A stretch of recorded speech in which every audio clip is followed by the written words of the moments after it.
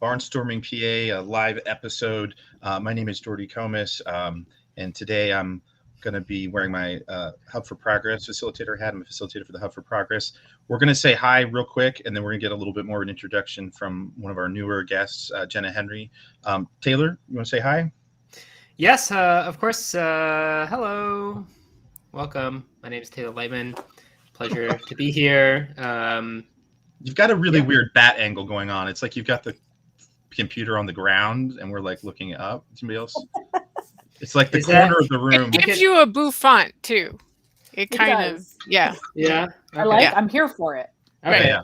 I can put some books underneath my computer if it's too weird. My desk sits too low, frankly. And my chair is too high.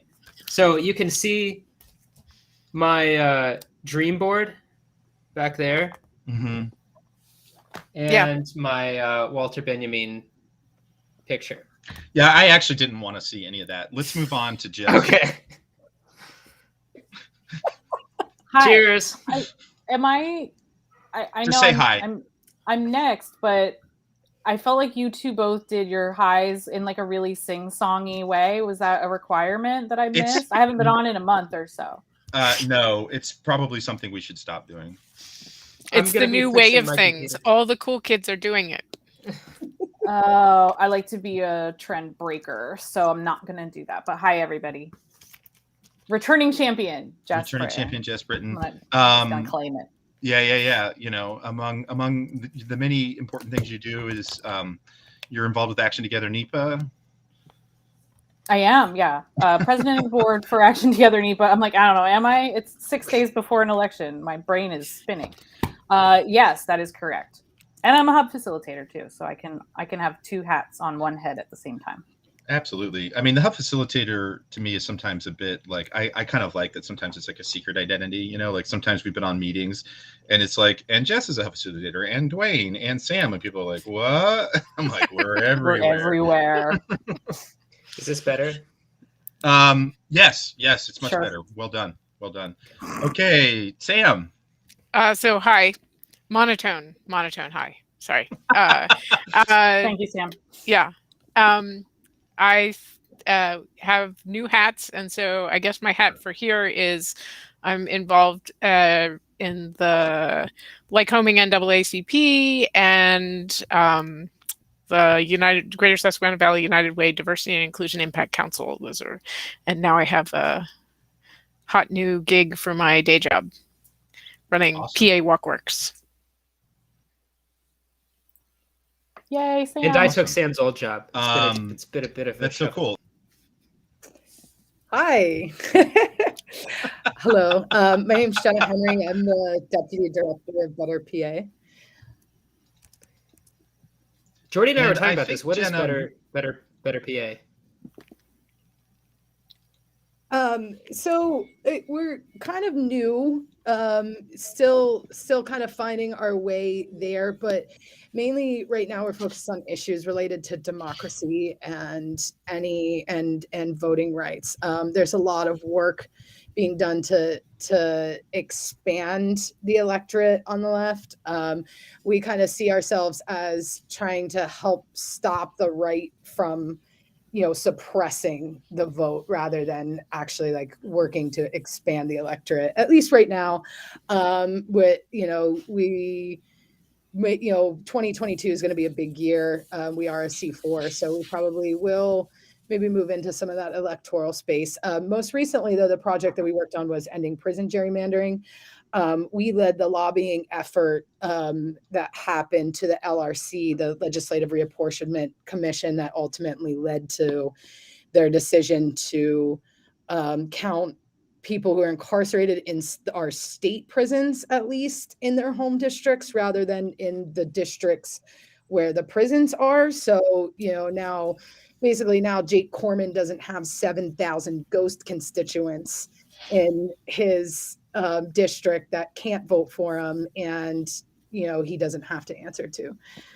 That's amazing, and that's like going to do so much good for the state. We didn't It wasn't a complete win. They did exclude the lifers, which we didn't want. They did not do the federal prisons or the county jails. It's not as big on the county level because most people are in jail wherever they live, so it's not as prevalent there. But there's still some work to do there, but it's a major step. It's, a major step to removing one cog from the machine. It also just helps people to realize the issue exists, right? And what the scale of the issue is. So I didn't realize it didn't cover the federal prisons. So that actually means it doesn't have as much effect in Union County after all. But Union County has a huge percentage of our population. It varies actually. It fluctuates fairly widely. But it can be it's easily 5%, and it can be way more of our total population. Something I was looking at was racial diversity by county, and Forest County, which, if you don't know it, it's sort of southeast of Erie, northwest of Center County, but it was 30% or something people call it, and I was like, what? And then I realized it must be the prison population. Yeah. So if you were giving out grants based on for some reason, that it would be, kind of meaningless there. Yeah, and that's still an issue too, because the way that we went about it, because we bypassed the legislature, and the federal census still counts those people as residents of those counties. So the way that we did it only affects the legislative districts. On a county level, those people will still be counted as residents of that county. It's not going to affect any kind of grants or anything like that. That's a whole separate issue that we'll likely have to come back for. But like I said, really good step at least removing one cog from that machine. Well, thank you for your work. So that's amazing. People wanted to learn more about Better Pennsylvania.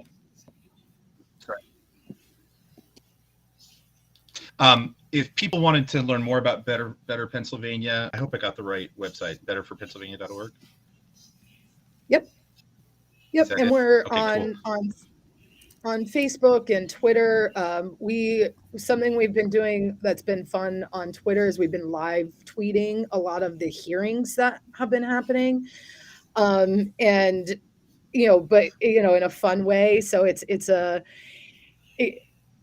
been really fun to do that and get the interaction from people and actually being able to talk about these hearings in a less formal manner, because watching them sometimes can be so boring. But so join us on Twitter whenever there's we'll put out a tweet whenever we're going to be live tweeting something. It's always a good time. Who has a couple hours in the middle of the day to watch a hearing? Only people like us who get paid to do it. I'll have to look for my check. I didn't get that. Well, that's awesome. So one kind of fun little thing, icebreaker that I wanted to throw out was I don't know where I saw this. It's completely ridiculous, but it was your birthday. Here, I'll put it on the screen. So what is your birthday, your scary Halloween birthday? Pennsylvania. Pennsylvania, yes, thank you. There you go. Your ridiculously Pennsylvania themed Halloween contest. So I thought we'd just go around. I'll start with Taylor. What would yours be? Mine would be the lightning bug making a sheets run. Okay. All right. That's pretty Pennsylvania. Yeah. Sam? I'm Bigfoot gone fishing, which I just don't think I could pull off. I don't know. Mm-hmm. Yeah. Is that a Pennsylvania? I feel like that's not that Pennsylvania as this. The fishing, it's generic. Everyone thinks it's theirs, both the Sasquatch and the fishing. So. I have a funny Sasquatch Pennsylvania story, if you'll entertain me for a second. I was looking at the statistics of who has seen who's reportedly seen Sasquatch and reported it to this site that collates it all. And apparently, of course you were, Taylor. Of course, this was years ago. Sure, but apparently, the internet. Don't ever let it be said that the internet is like not a force for good, right? Exactly. It allowed a young boy to pursue his interest in Sasquatch. Data collection. So apparently, somebody in either Luzerne or Lackawanna County claimed that they saw an albino Sasquatch, which I think is like the most ludicrous thing you could possibly like. Oh yeah, I saw him, and he was albino. You know, like it's just God. It's like the most NEPA way to see a Sasquatch. Luzerne County. It has to be Luzerne County. There's no doubt in my mind. Like I am 100% confident that took place in Luzerne County. Yeah, it just cracked me up. In fact, so good. Yeah, let's do a couple more, and then I want to revisit that theme. Let's see who hasn't gone. Jess, I haven't gone, and I'm very excited. Okay, yeah. Oh, please. Mine is extremely Pennsylvania. Rocky Balboa as a butter sculpture. Oh yeah, proud. Wow, proud of that. Yep, that is amazing. That hits home. Yep. How would one dress as a butter sculpture? It's going to be difficult, Jordy, but I've got till Sunday to figure it out. So stay tuned, y'all. Stay tuned. That is impressive. You need one of those body painters that that do those like, really elaborate things that could just like paint you so you look like a butter sculpture. Would they be painting her in butter? Or to look like butter? No, to look like butter. To look like butter, because the butter would just run off. Yeah, the butter is gonna melt. So that's not ideal. Yeah. I don't. We're gonna work out the logistics. Yeah, for sure. And I assume original Rocky Balboa. That's the most PA Rocky. Going up the steps at the art museum. Absolutely. Not like Rocky 12, like he's in a wheelchair or whatever. There's like 73 Rocky movies, but yeah, I'm gonna go with the OG Rocky. Yeah, absolutely. Okay, Jenna, how about you? Mine is a pierogi doing the polka. Oh, that's pretty good. Yeah. That's pretty good. Pretty good. I mean, pretty good. that's like essential NEPA, classic. Yeah. Listen, I've done just a little bit of polka, and it is pretty intense. You get going fast. And who else is polka? Hands up. I've not. Right. Sad. Don't go turning your noses up at me. Can I turn my nose up at you for something else? There's so many options. Can I do one more Luzerne County fact? Can I stop you? It's the only county in the entire country that is ethnically a majority Polish. Listen. You have no idea how difficult it is. Like, I'm in Columbia County, right? But I do represent an organization based in Luzerne County. All of those challenges start to make sense at a certain point, I mean, Jenna, you picked a great premiere for you because that was barnstorming gold as far as I'm concerned. That kind of relevant factoid is something it's hard to find on any other media platform. You won't get that on any other podcast about Pennsylvania politics. I mean, it's a bold claim that we can't cross-reference, double check, but sure. I had an idea of doing like a Pennsylvania trivia thing, so maybe I'll get with you guys on that. We 100%. Yes. We're tired of Taylor's games. I want to make like a little book, like a coffee table book about Pennsylvania trivia. Those are big books. Those aren't little. Amazing. Yeah, I would buy it. Actually, I buy one for my friend Aaron too. So, you know what you want to do is you do want to make a little book. Like my mom wound up making a book back. This was in the 80s of like trivia about Florida. She was paid to do it, and I think it was used for ESL learners. So. That would be perfect. It would be like the right format, and it would be great outreach, and it could be, and we potentially have, we have a lot of new Pennsylvanians and new Americans, and they all need to know about Governor Milton Schaap. Sure. An albino Sasquatch. Yeah. Oh, and Franklin Curry really and stuff like that. Thaddeus Stevens. We could even slip in a little bit of political, like almost subliminal, like, Pennsylvania had the first or second most people at the January 6th insurrection. Right. Geography is destiny. Took a dark turn. Okay. Whoa. Well, I'm a Philly cheesesteak, also making a Sheets run. Yes, you are. Oh, Philly cheesesteaks aren't allowed to make Sheets runs, dude. Yes. You a Philly they would have to. They would have to go to Wawa. They would have to go to Wawa. Yeah. That's totally fair. Yeah. I mean, I will have to say that I don't have a dog in the Sheets Wawa great debate. Like, if that was in a spreadsheet, there would be a known error. It would kick that right back. I mean, I'm just wondering how Rudders hasn't entered the game yet, because I don't know. Rudders is pretty legit. Yeah. Is Rudders just a central PA thing? Mostly. I mean, I think it started in like the York, Lancaster area, and they're starting to expand. Like, we just got a couple out here in Center County. There are a few in the Lehigh Valley. I know that. I think I'm going to be a yes and person, because I think the Wawa coffee is better, but the Sheets food is better. So I'm willing to play both sides on this one issue. Yeah. I mean, I still think that the people who own Sheets, it was just a big like joke. They were like, let's call it Sheets. Let's get everybody saying Sheets all the time. It's their last name. It is their last name. It's their family name. Yeah, it's their last name. They're from Altoona. It's a long con. Who used to like babysit their kids. They would like take her on like vacation with them so that they, she. Did they like scope out other gas stations when they went away? I don't know about that. I just know that's like she started in Altoona, like in my neck of the woods. Well, I feel like I need a follow-up conversation with Jenna's friend. I want to know more. Yeah.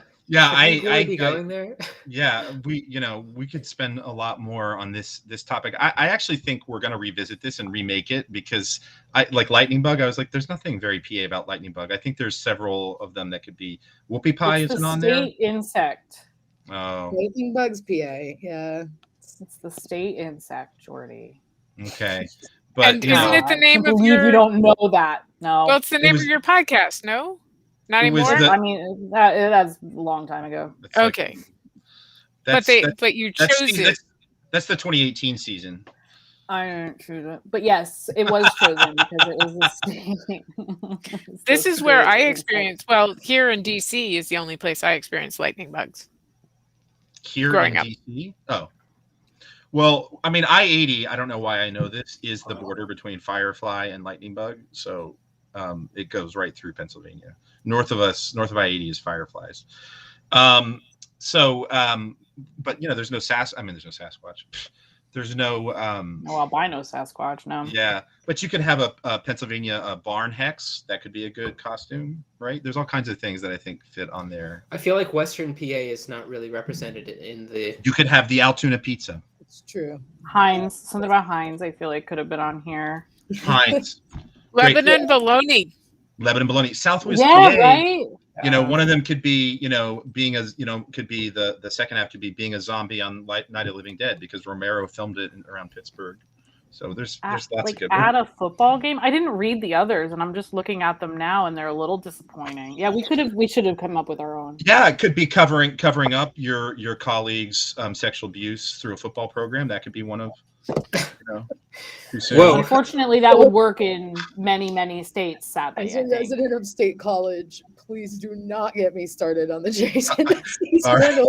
We will be here forever. Yeah, we can divert to an equally better. Pennsylvania and equally distressing thing, locking kids up for profit. Yeah, true. Yeah. That's Lackawanna County, isn't it? That NEPA judge? Represent again. I don't like representing NEPA all the time. Sometimes, you guys. Sorry, it's good. Listen, we are having too much fun, but we're gonna. There are days when it's rough. We're gonna move things on a little bit. Just a few housekeeping things. So of course this is live. Then we'll turn around. I'll do it tonight and put it up on our regular podcast feed. So even though this is visual now, of course, a lot of people will hear this in the auditory format. We are growing. Taylor and I are the co-producers. That means that we put all of our hard-earned money into keeping this thing going. And we'd love to at least break even, which we're very far away from. We've recently been doing some Enron type accounting where because we spent less than we thought we would, we feel like we made money. But under budget, yes. Nice job, guys. We're like, we didn't hire a social media manager. Look, we just saved $1,000. But for sure, if you go to barnstormingpa.org, there's links on how to support us once through PayPal or as a patron. There's going to be great content for people who are Patreon supporters. We're going to have some stickers, T-shirts. We just realized today we're going to actually take some of our old games and put them there so people can play them on their own. Yes. Even though we're just talking, this isn't free. So we appreciate your support with a one-time donation through PayPal or a recurring donation through Patreon. So thank you very much for considering it. You should tie it into climate change. Think of all this hot air. We gotta, carbon payments or something like that. Yeah. Even though we're just talking, this isn't free.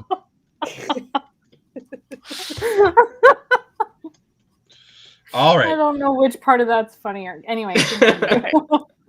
Next topic. We're all going to go around and say one race that we're paying attention to. Of course, 2021 is an opportunity year. Please, we can't rant about this too much, but I'll bet all of us agree. If anybody says off year, it's just makes my teeth grate.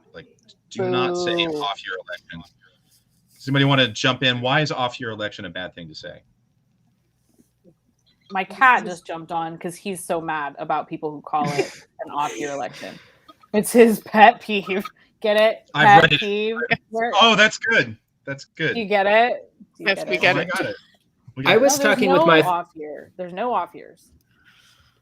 Every election is important. This election is probably more important than some of the other ones. I mean, judges and there's some district attorneys up for re-election, school boards, city councils. They're making the decisions that directly affect you and your life and your family.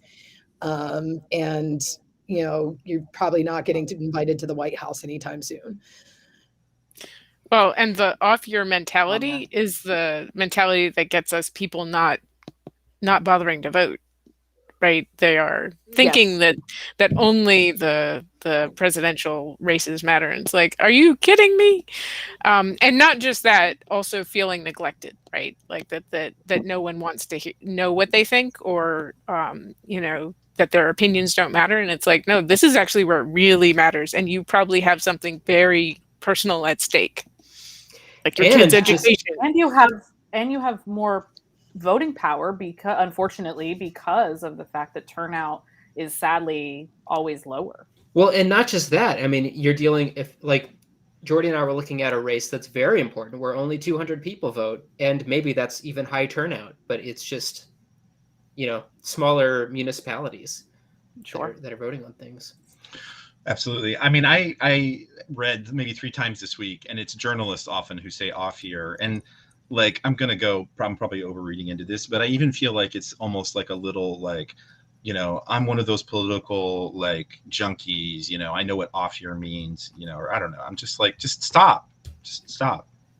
Yeah, I think the jargon giraffe pops up at some point there and is hey, don't do that, because it does, that framing is just so harmful. It's the same as top of the ballot versus down ballot, and it creates the sense of what's at the top of the ballot is more important, and it's it could not be less true, but it that frame of mind is well, vote at the top and then don't worry as much about what's happening. I'm one of those people who I'm the ballot should be flipped, 100% flipped, and start with the most local. That's right. You don't get to vote for president until you eat your veggies and vote for. Yeah, I think it just sets people up for Like, how many people? We all know people who like, oh, I vote, and then you're like, oh, okay, so did you vote this year? And they're like, well, no, there's not an election this year, because like you're conditioned to think that it's only during presidential. And I'm years. pulling my hair out. We vote on an important election every 6 months, which is ridiculous.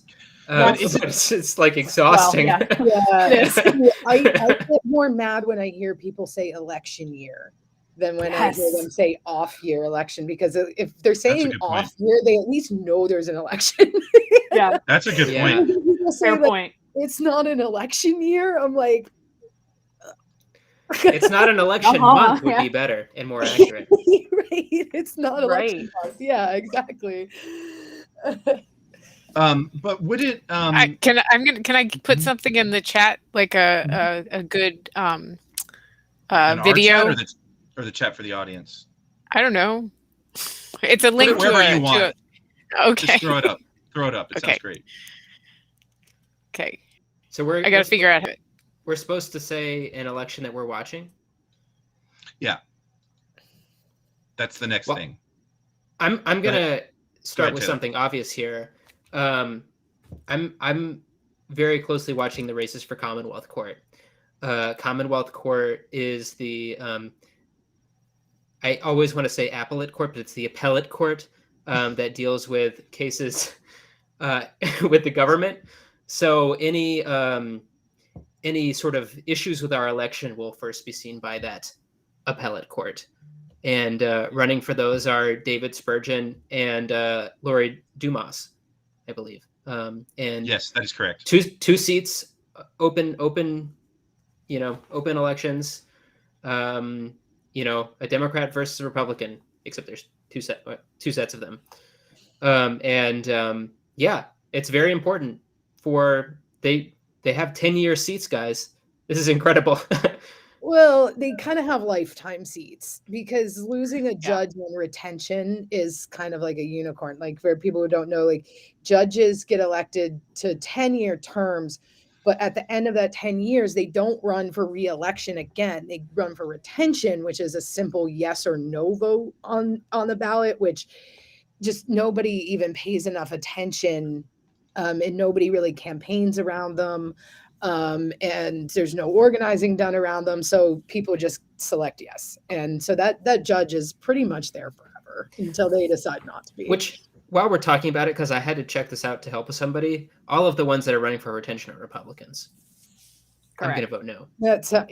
That sounds right. I pretty much always vote. If I don't know anything about the judge, I vote no on retention. And sometimes I vote no on the ones I do. But I'm against the retention system entirely. But you'd rather have them like have to run competitively in 10 years. Yeah, they should either be appointed or elected. Pick.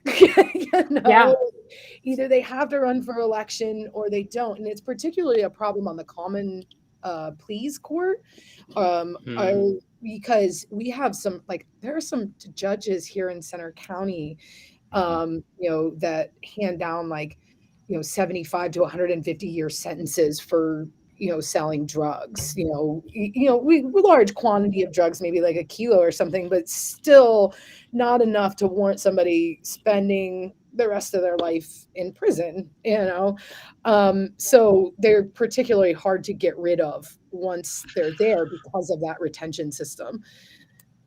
We're gonna spend a little bit more time going over all four of the judicial races, but let's see about other local races. Sam, do you have one? Sure. Well, I'm torn, but I could talk about just Lewisburg School Board, Lewisburg Area School District School Board. There are 7 people running for 4 seats, and I believe 3 incumbents and 4 newcomers, maybe. That sounds right. Stanton, Browse, and Rowe are the incumbents. Rowe. And the ones, I think that Stanton should stay on. Heather Hanus, Kristen Krause, and Jamie Lyons should be elected. And basically, at a certain level, the school district can be thought of as nonpartisan. Most people try to cross register, or cross-file so that they were on, both ballots in the primary. We do have one person who on that list that I mentioned who is an independent. I'm definitely supporting her. I'm a D. And basically, as with so many school districts all across the state and the country, there are some issues this year, right? Over the last year and a half, how they've been dealing with COVID, and also now how are they responding to basically the backlash to the Black Lives Matter movement. We in central Pennsylvania, I would say, are very much in the thick of it. We're somewhat lucky in that Lewisburg Area School District has had leadership that has just said, yes, we're wearing masks, and stop talking to us about that. But it wasn't even that was not a given at the beginning of the school year. We needed to wait for the governor to make the call, and then we stopped arguing about it. I would like to have a school board that is more in favor of public health, more explicitly and clearly in favor of public health, and follows reputable science. I don't know. You have to sort of modify everything now, right? So do you have I know, like, no one's polling, obviously. Do you have any sense of like how close it might be with the candidates you prefer? I really don't know, and I don't know if they know. But I do know that in past years, each of these candidates could get, and I don't know in this particular type of election, but school board candidates around here get somewhere between 500 and 1,500 votes. Maybe, that's about it. There's about 20,000 people, inhabitants, like residents, population for the whole district. And that's not voters, right? The number of voters is much smaller than that. It is a large proportion, however, in relation to other units of order in our area. So our municipalities in our area are only about 5,000 people each. So the school district contains multiple parts of multiple townships and a borough. And our county is only about 45,000 people. So the 20,000 in our school district is nearly half the county. So It has a bigger budget than pretty much anything else in the county. Yeah, way bigger than the boroughs. Right. They have a lot to say. There aren't that many students actually in this system. There's about 2,000 students in the school district. Sorry. I'm just trying to move it along. Okay, well, the other thing is that critical race theory and the bugaboo that has become for people, we also need people that will take a stand on that issue and say that we need to understand race, we need to talk about race in order to confront our history and our future. Yeah. Okay, Jess, you got one? I do. So going back to Luzerne County, which I'm convinced is the land of the albino Bigfoot sighting. The Luzerne County Council has an election this year, and five people will be selected. There are a ton of reasons why that's interesting and different, and Luzerne County is like its own planet sometimes. Yeah, not every county has a county council, so that's a little exactly different. Yeah, and they have a home rule charter that has only been around for about a decade. But the reason that I do bring it up today is because the Luzerne County Council made national news earlier this year because of some very shady activity by the Luzerne County Board of Elections, which is chosen by the council. I'm being triggered. yeah, because they had some openings and they tried to put one of the council members on the elections board. It turned into like a huge fiasco, and I do think they ended up making the right decision and removing him and the other members of the board who tried to push that through completely. So there's just been a lot going on there, and we know just from the language that was used that this was not necessarily an inside job. A lot of the election integrity language was used that we've seen, all over the country. as people are, questioning the validity of our elections. I don't expect any of that to stop or go away. But in a county that does have this sort of interesting setup, it just makes the county council even more important and one to watch for next year and beyond, because this county council would take office, I believe, in January. So lots happening there. So it's exciting because there are some great candidates running. Lots of women running. First, we have Luzerne County has the opportunity to elect the first openly gay council member, which is really exciting. And shout out Jimmy Sabatino. I know Jimmy. He's been on the podcast. Yeah, Jimmy's great.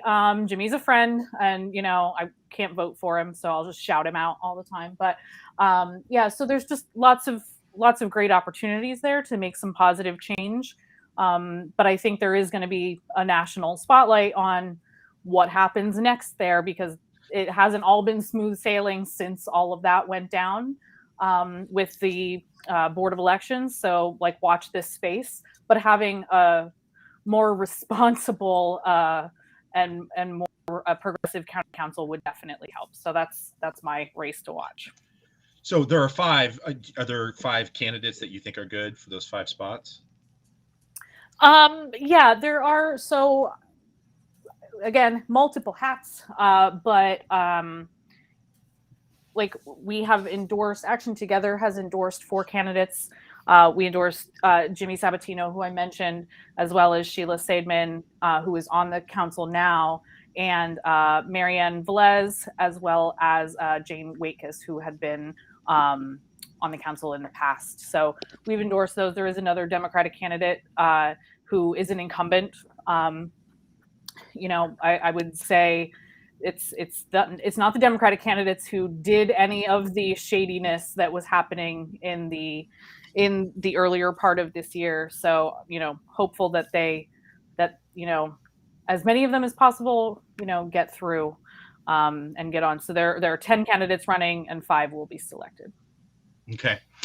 My race is I'm on the Borough Council for Lewisburg, which I've never researched this, one of the most ridiculously densely represented councils, because there's 8 councilors for a borough of just over 5,000, and so it's 2 councilors per ward. So Ward 4, if you know the Lewisburg area, is less in the downtown, and it sort of sticks out into a little bit more suburban type development is, and it's the most purple.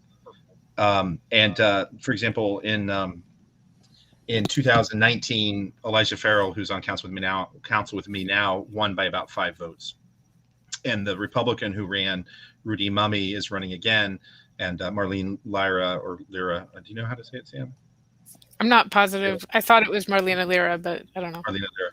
So she's running. She seems great. She's organized a vaccine clinic just on her own. She has a background in public health of some kind. I don't think she's a physician or anything, right? No, I think she's just finished school in epidemiology and public health. Right. So she's going to be great.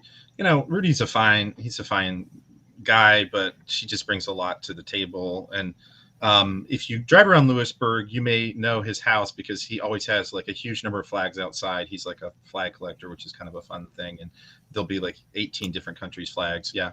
A vexillologist. There's never a time I talk to you that I don't learn something. Wow. How do you spell that? I'm not entirely sure, but I have a son who's kind of obsessed with flags. So yeah, I'll find it out for you. It sounds like that's getting in the name of the show. Absolutely. Okay. It sounds to me like the study of how to vex people, right. Which I've got that down. Yes, I do too. So we're at a really critical juncture. I had hoped we might talk about Jenna. We need to hear. Oh right, sorry. Oh yeah, I didn't even notice. Races I'm watching, it's really hard to actually narrow it down to just one. I'm paying attention to a lot of across the entire state. So I'll just talk about locally in State College. I was the election coordinator with Central PA United, which what PA United did this past primary and is doing this year is really cool. They basically recruited a bunch of progressive candidates to run for council seats and school board seats. And so I was helping a slate of 4 candidates here in the primary, and we're getting ready to go to the general. So Divine, Gopal, and Rich on the State College Borough Council. All 3 won. We won all 3 open seats in the primary there. That's pretty much done in the primary. And so, we got the first Indian American, the first Black man, first formerly incarcerated person on the State College Council. So that's pretty much done though, but we have, there also on that slate is Tiara Williams. In the way that State College is like, it's not as small as people actually think it is. It's not just State College Borough. There's a bunch of surrounding townships. We all get that set up.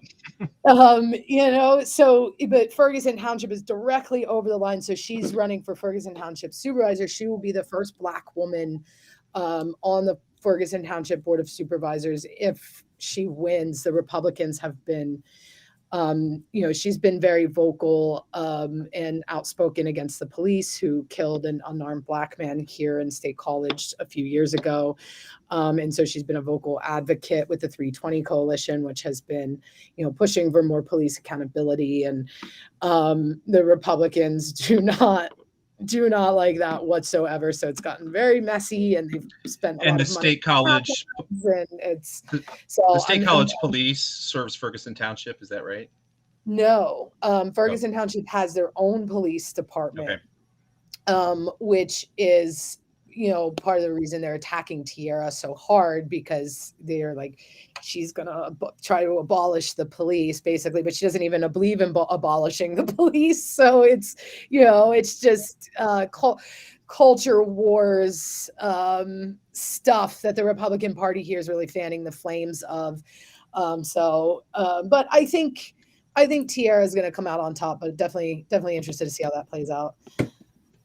Well, and it should be said that Ferguson Township has been very progressive with addressing climate change. Internally, they have a really good climate action plan and have been doing a lot of work to assess and basically, be proactive and plan for the future for some sort of form of energy descent. I want to go again since I sort of jumped the gun and said a statewide race. I'm very interested in in Milton's mayoral race, which Milton is in Northumberland County across the river, and it's which means barbarian territory. Oh my gosh, Jordy. I'm kidding. Our friends from across the river. How about Union Township? Loaded. That's the barbarians. Yeah.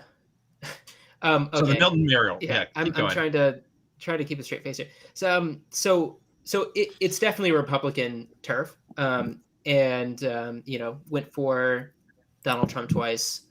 And there are actually 3 candidates running.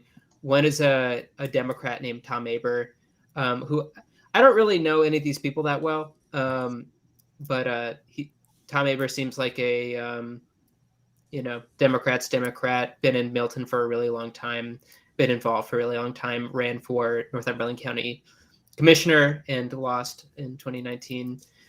Joey Morales, who I went to school with actually in Lewisburg, who's a Republican, the Republican nominee, and is much more forward-thinking and kind of more business development related. He's young. He's basically the same age that I am. And then there's like a more Trumpian write-in candidate. I didn't know that. That is fascinating. Yeah, that apparently has been, people know him because he's lived in Milton for a really long time. And I think Milton is just in this really interesting place where their downtown is really being revitalized. And it's just seemingly, I don't know, mayors don't have typically a lot of power in municipal governments unless it's a home rule.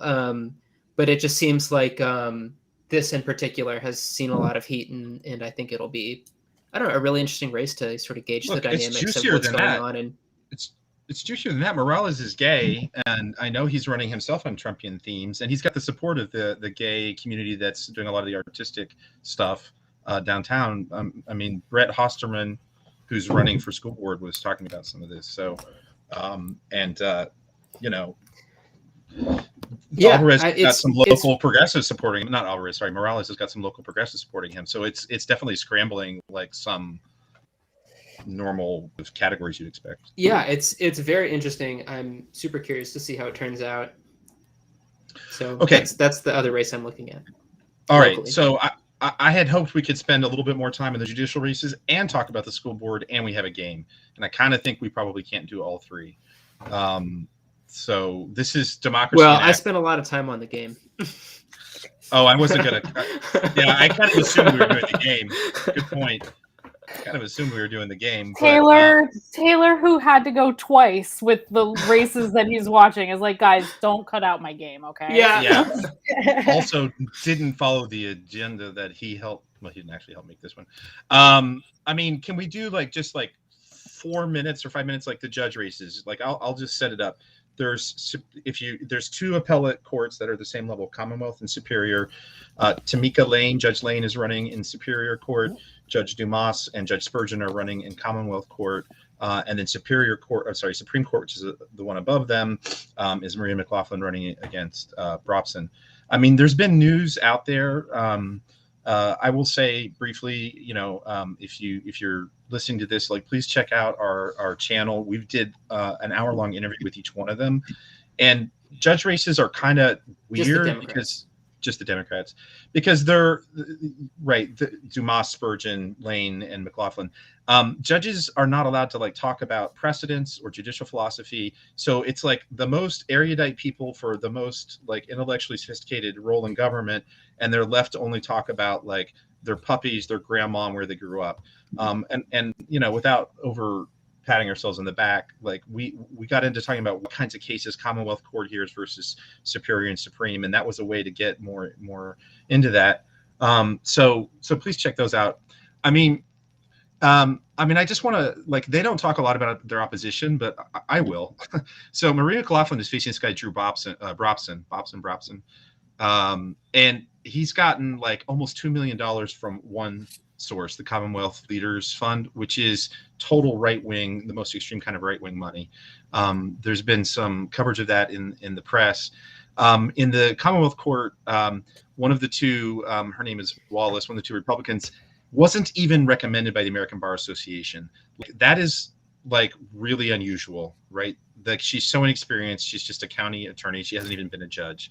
And running against Tamika Lane in the for Superior Court is I'm just blanking on her name. Megan Sullivan.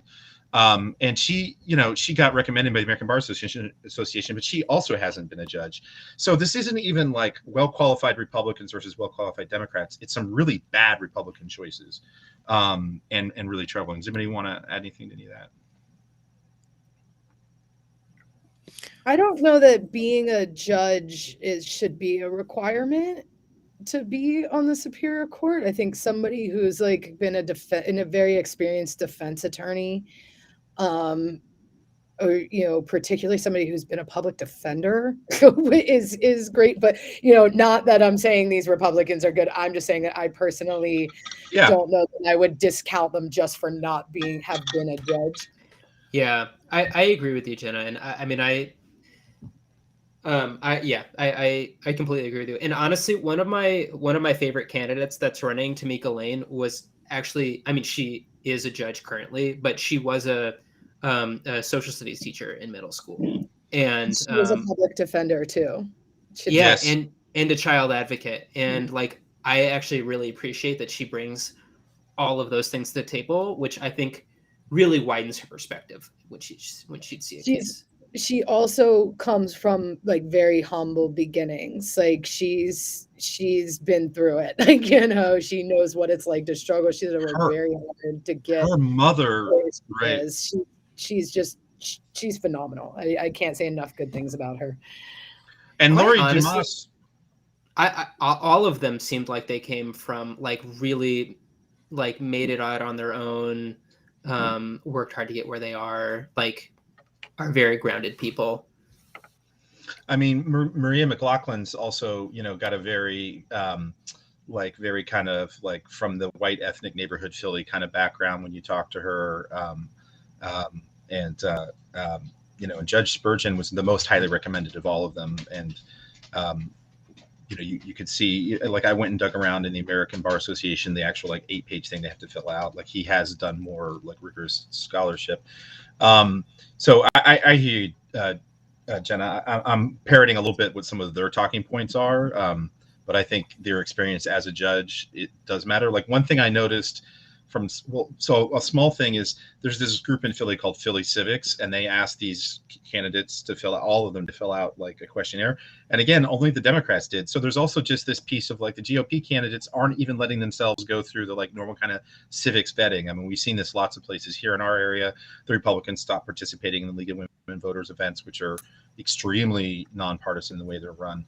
But one of the things about Spurgeon, which I thought was a good question, was when you were a practicing attorney, were you ever sued by one of your clients for misrepresentation? And he was like, no. And I was like, that's kind of an interesting question, right? Like, I would like to know more about that. So there is information out there about them.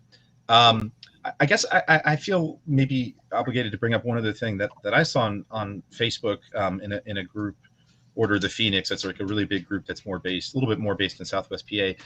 And Judge Lane mentioned this, and it's really tricky for her. And it's an example of like how insidious dog whistle racism can be. Some unauthorized group went around and put out signs that said Judge Tamika Lane, Timika, because that's her first name. And you don't have to be a genius to know that that's meant to signal to white voters that she's black. And I say insidious because it had the correct information. It didn't say anything disparaging, right? So I can totally see if I was like to confront a Republican and be like, why did you do that? It was like, well, we just wanted to help her, right? Right. Can we also point out that running for judge actually at other levels is very easy?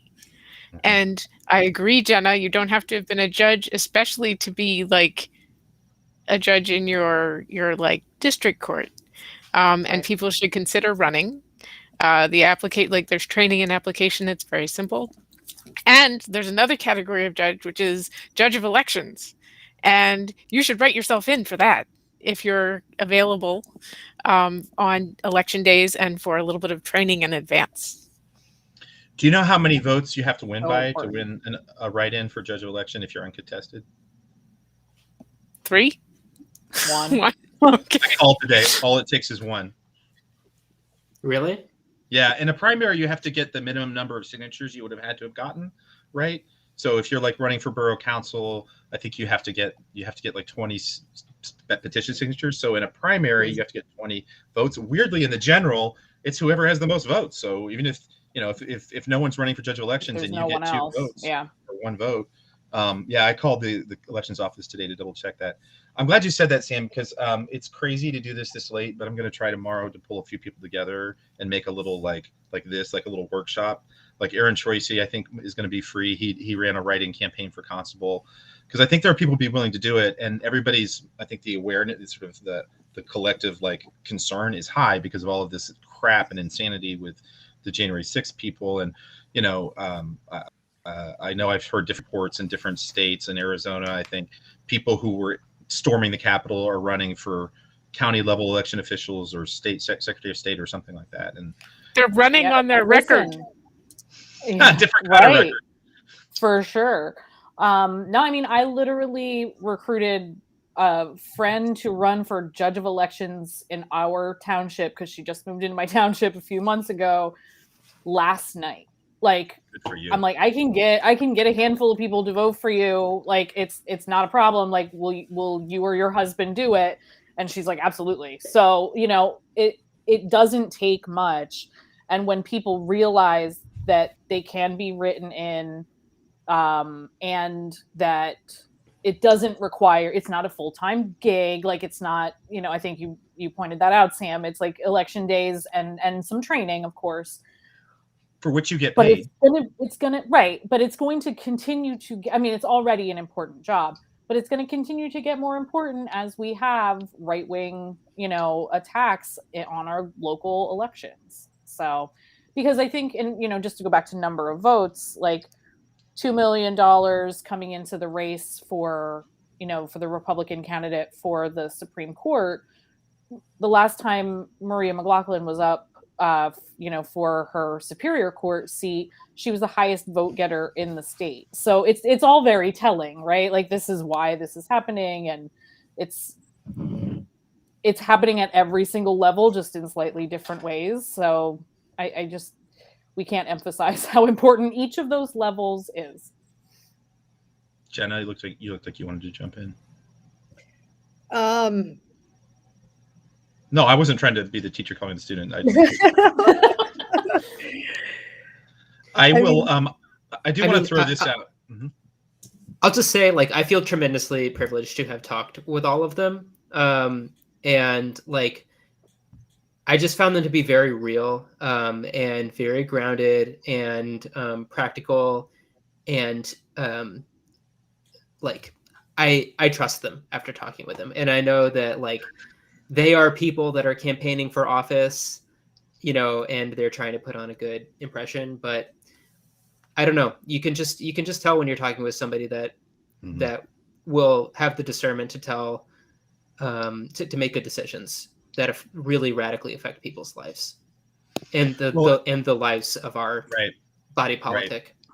I mean, one of the things is, judges, all the ones who we interviewed who are running their own courtrooms, they also have to be administrators of this building staff. And, that's not trivial either. And a lot of them were able to use that position to do different things around kind of broadly addressing needs, whether it's trafficking or protecting sort of dealing with was it Judge Spurgeon? Judge Dumas had a trafficking court or something, right? Taylor, do you remember? I feel like another one of them, maybe it was Spurgeon, was also doing really kind of groundbreaking work. I know that Lori Dumas did. I'm not sure about Spurgeon. I just know that she did. Right. I also want to. If Judge Lane and Judge Dumas both are elected, we will triple the number of people of color in the right. There are 31 appellate. There are 31 high-level justices in those three courts. One currently is a person of color, and that's crazy. Who's Judge Nichols on the Superior Court? It's crazy, but not surprising. So we need to do better for sure.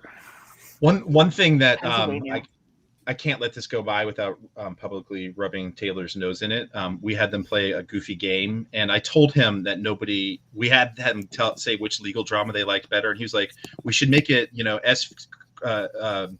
SVU versus Better Call Saul." I was like, "Not that many people watch Better Call Saul," and none of them had watched Better Call Saul, and I was totally right. I think one of them actually did. I don't think so. We got the record. Go back. Can somebody actually? Now that you say that, I think you're right. I think there was one. Okay. So those are the justices. I mean, real quick, does anybody have any gut feeling? Like, is this even polled? Like, I don't know why it's not polled. Does anyone know how they're doing? I don't know. I'm a little scared. I'm just, and I think it could just be kind of like, a little bit of like PTSD going on and whatnot. And just, but I mean, the way that these people are out screaming in these school board meetings about, everything. And they're like showing up at these meetings and they are angry. And I think that they are bringing that same energy on election day. And that worries me a little bit because like a big a little bit a lot like a lot. No, it worries me a lot because that could be potentially turning out new Republican voters. And anything that's creating new Republican voters is something we should be terrified of. Well, and it's basically like the human, like the IRL version of the social media nightmare that we've been going through for the last 4 years, where what gets votes, or what gets bumped in the algorithm, are angry faces and short, noisy comments. You know who does those? And then they're like, these non-radical progressive positions don't travel as far.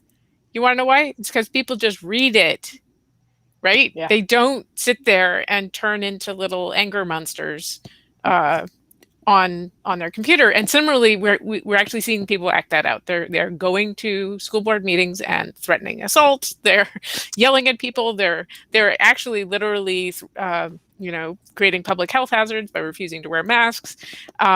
It's in Mifflinburg, they stormed the building. Right. It's literally out of control. Oh, well, and it's the same as January 6th. They stormed the building and they're all in denial. I don't know what you're talking about. Why it's all this gaslighting, Why are you so upset? Why are you so concerned? No one was in danger. Yeah. I mean, Taylor earlier today was asking me, would I make a bet on whether it would split 2-2, that the Democrats... That's not how the conversation started. Okay, how did it start? Well, I was basically just saying, if the Democrats sweep them, what would you make of it? Basically. Oh, okay. Well, that's a better question. And I said, that's how it started.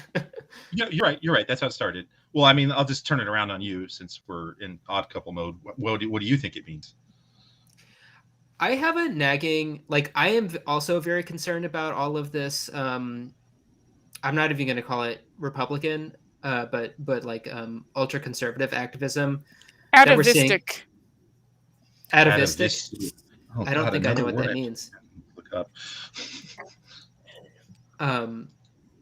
Do you care to? Okay, I'm looking it up. Keep going.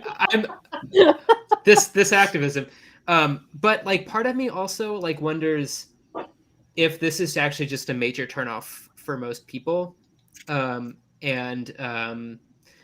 So I think if Democrats swept it, then I would kind of be okay, yeah, talking about critical race theory and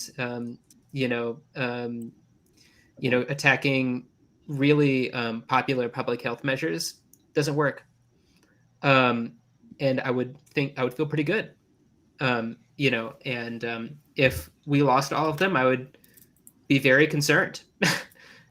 And then we were talking about what we thought it would mean if we went 2 for 2. And I'm not sure I would know what that would mean. It would depend, for me, to me, it would depend on which 2 and which 2, because, we've definitely seen that it's a lot easier for a white dude to run and win than any woman or person of color. So the fact that there are 2 Black women on the ballot does make it harder. And I think it would really depend on which 2 we went with. That is telling. But I think the other thing to me is if we went 4 for 4, it's just oh, how bad is gerrymandering in Pennsylvania too? Because again, it would be Pennsylvania votes majority Democrat statewide. I think that I got we shouldn't lose that. Yeah, you know what I mean. We shouldn't lose that in the conversation, even though it's right. Not directly. In fact, if we do, it will coming give fuel into play. It'd probably give fuel to the Republicans wanting to do their stupid judicial gerrymander thing. For sure, very much so. Or whatever else they're going to come up with.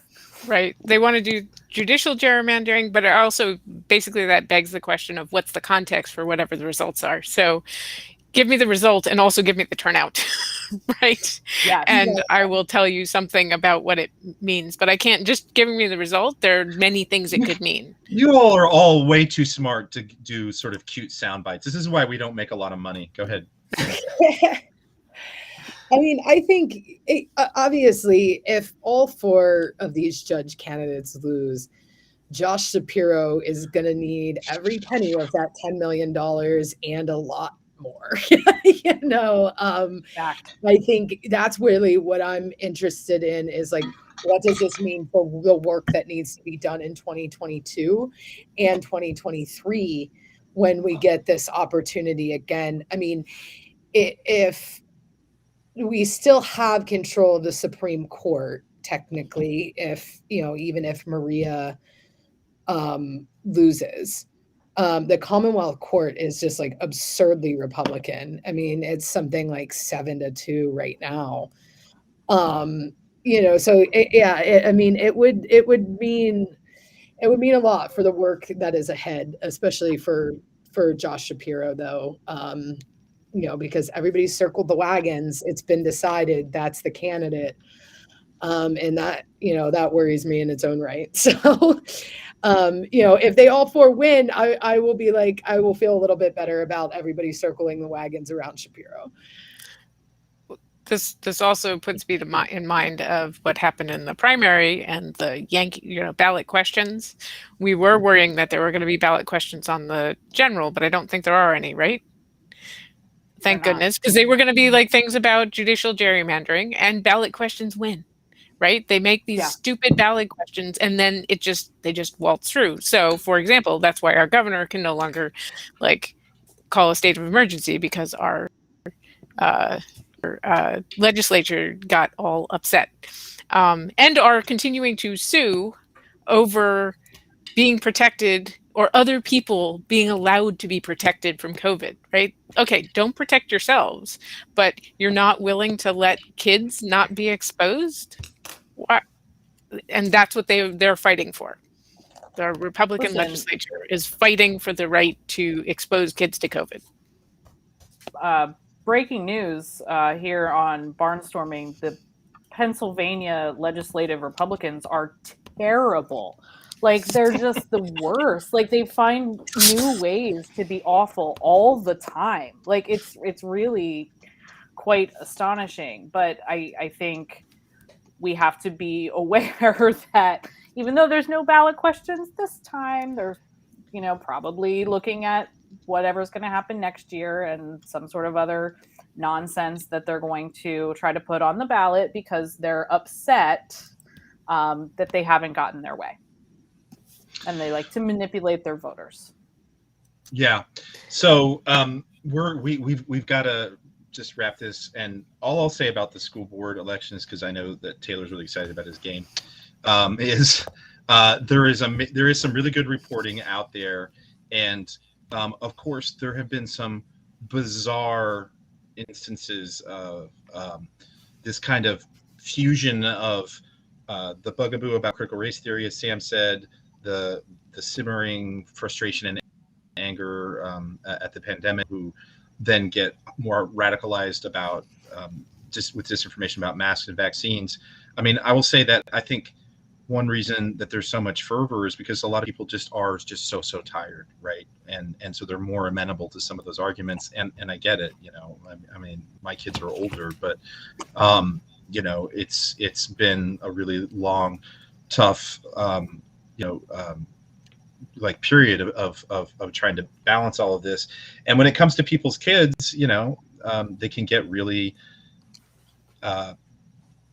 the emotional things, I think, are even more likely sometimes to trigger and sort of overwhelm other kinds of arguments. I was listening to some news that was talking to, they were covering Sarasota, Florida, and the Lehigh Valley as two places where there've been big school board fights, but they had from the school board meeting, one woman, who was very angry and saying, "How dare you? We're not going to share our children with the government." And I'm like, "But sister, that is what it is. That's what public education is. This idea that your role as a parent means you get to control and dictate everything that happens to your kids. That's just not the way it is." Did y'all see that Glenn Youngkin ad? Who's running for the Republican running for governor in Virginia? It features a parent talking about some awful book that the school made her son read, and it turns out that it was beloved by Toni Morrison. But you couldn't tell from this ad, right? Well, I was going to say the other side it's is just the McAuliffe campaign is handing out copies of the book right now, which I'm not a huge fan, but I love that idea. It's like, wow. That's a sweet move. So I was going to say the flip side, though, that I haven't seen nearly as much coverage is in at least 3 school districts in Bloomsburg and in Lewisburg, and I saw in Palisades over in Bucks County, there are groups of parents who have organized and are supporting, sane, rational candidates.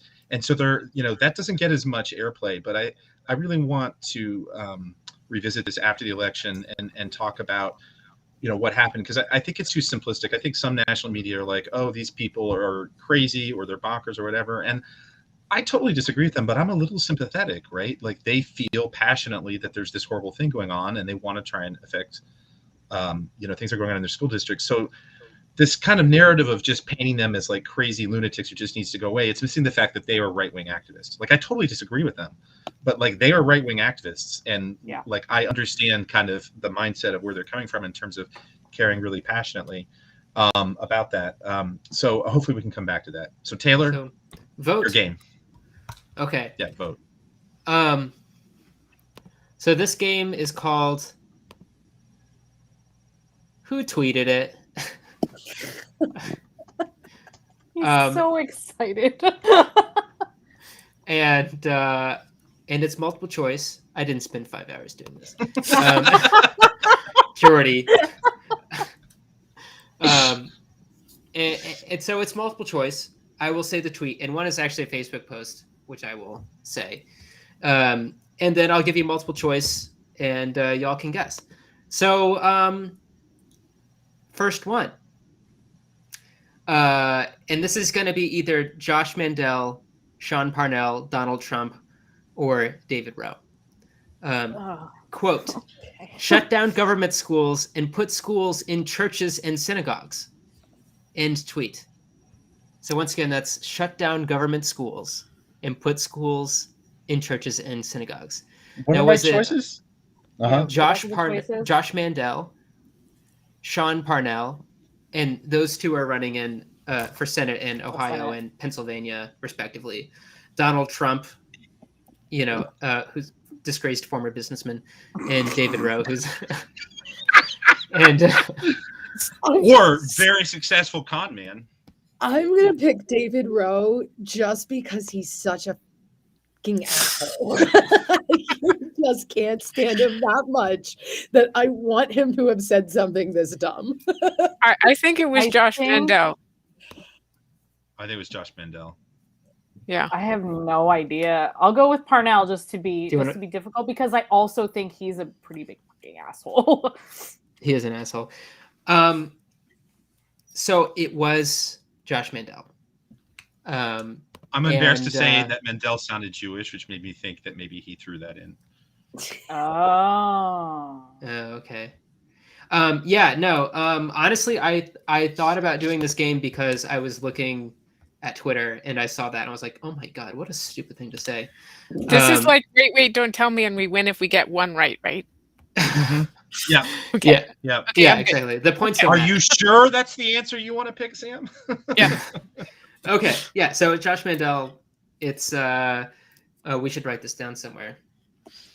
We're all responsible for keeping our own score. I was supposed to get Taylor scoreboard for brainstorming, and I just remembered that right. The last time I said I was going to do that was probably the last time I played a game. But if I lose, I'm not going to worry about getting one. All right. Well, Jess, you can always phone a friend on this next one. We'll follow up. Yeah. Okay. Next one. And there's only 4, so each one matters quite a great deal. Quote: and was this J.D. Vance, Sean Parnell, Russ Diamond, or your uncle that lives in Potter County? Quote: that's such a rural PA joke. Yeah.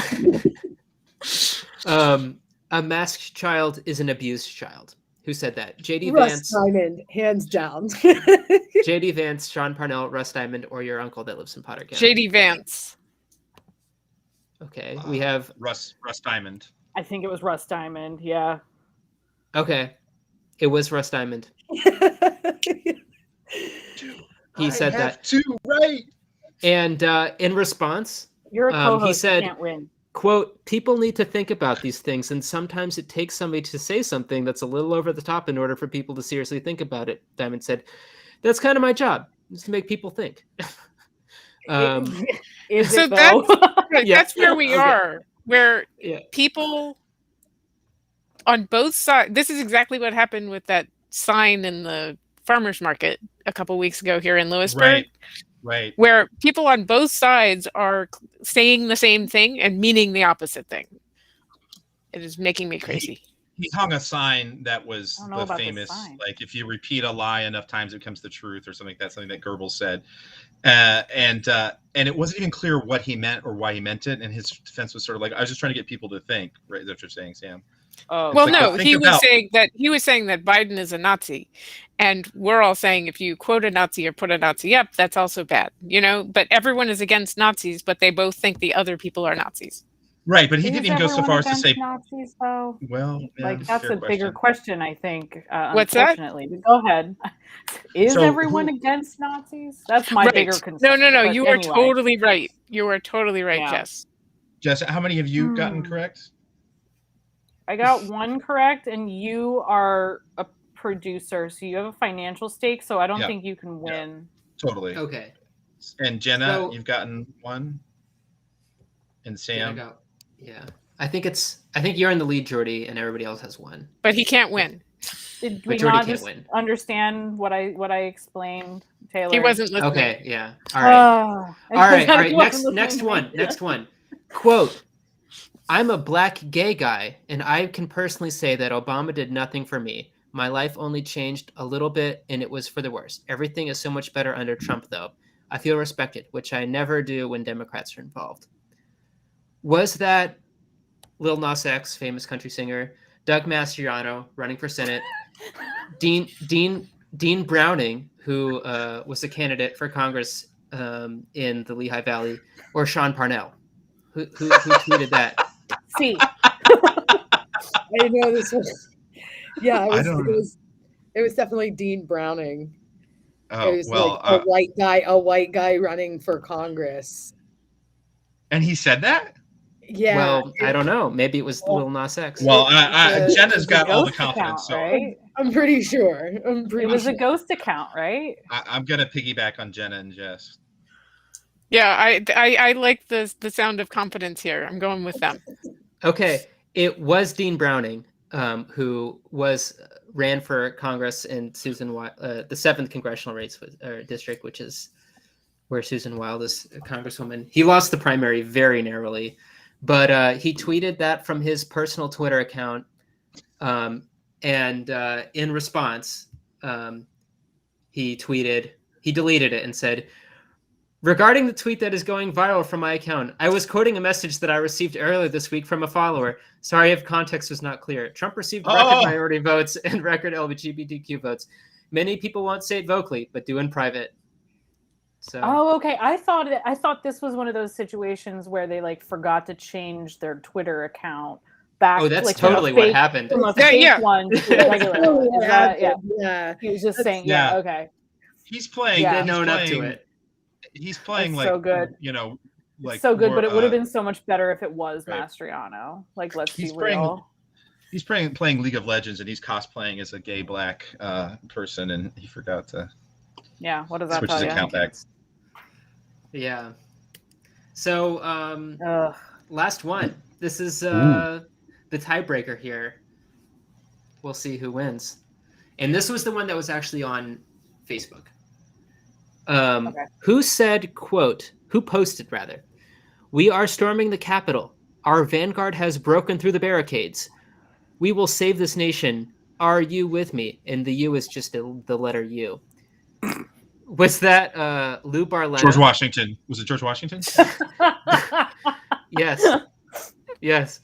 Lou Barletta, Doug Mastriano, Sean Parnell, or Rick Saccone? Doug Mastriano. Who's Rick Saccone? Rick Saccone is he lost the race. He used to be a congressman, and he's running for lieutenant governor. Oh, I think it was him. He lost I think it was Yeah, he lost to Cumberland. Yeah, he was a state senator, I believe, at one point. Yeah, I think that's right. I think it's Mastriano. I think it's Rick Saccone. Yeah. So Sam and Jordy are for Mastriano, and Jenna and Jess are for Saccone. I'm not for Mastriano. I'm choosing him as the answer. Now that's a sound bite right there. Yeah. Yeah, let's take that and turn that into a 15-second ad. So it was Rick Saccone, and he said that that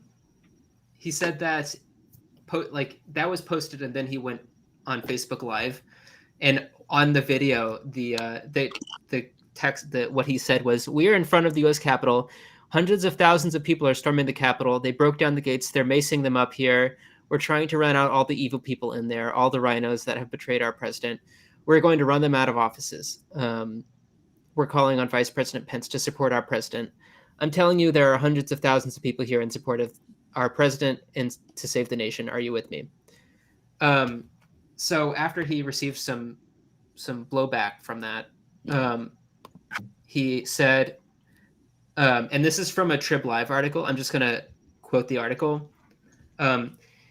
So they say, he said he didn't mean for the comment about storming the Capitol to be taken literally. He said he went to Washington with a group of area residents to peacefully let Congress know we have some grievances about the way the presidential election was handled. So I don't know. It shouldn't be taken literally while you're literally storming the Capitol. Yeah, when I'm literally doing what I'm telling you.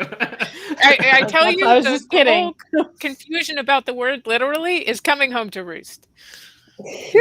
Seriously. Yeah, so it was Saccone. And honestly, I was looking actually originally for a Doug Mastriano thing.